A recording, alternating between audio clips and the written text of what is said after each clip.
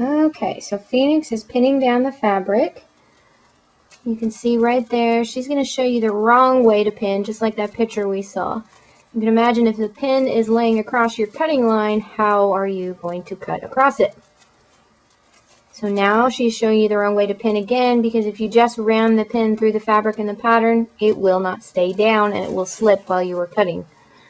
In the end, you'll end up with something that doesn't fit. So always go through the fabric and pattern piece and then back up and go along the cutting line so that it holds it firmly and there's no slipping when you're cutting. You only usually need to put a pin every few inches. It doesn't need to be back to back, but that holds it nice and steady, you can see. And while she's continuing to pin, I'm going to point out the little symbols that you see there. These are the symbols that you need to transfer with either a pen or some chalk, which you can buy at any craft store or sewing store. Some of them will mark the places where you're going to be putting zippers or darts or snaps or buttons. Some of them, like those little diamonds that you see, those are alignment marks.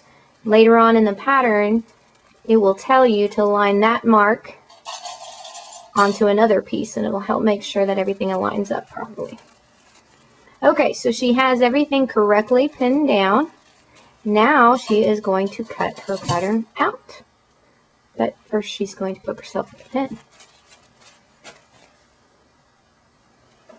Make sure you have nice, good quality dressmaker shears, nice and sharp. Okay, the wrong way is to pick it up and cut it. Everybody always tries to cut that way.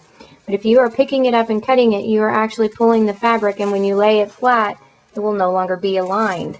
Then your pattern won't fit. You have to lay it on a flat surface and cut along the line without pulling anything up. Just like that.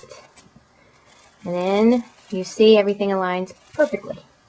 Doesn't seem like much, but if you do that on every single surface or every single corner when you're cutting, you're going to end up with a 1/2 inch to 1 inch discrepancy, which means it won't fit at all, and you'll have a garment that you can't even put on.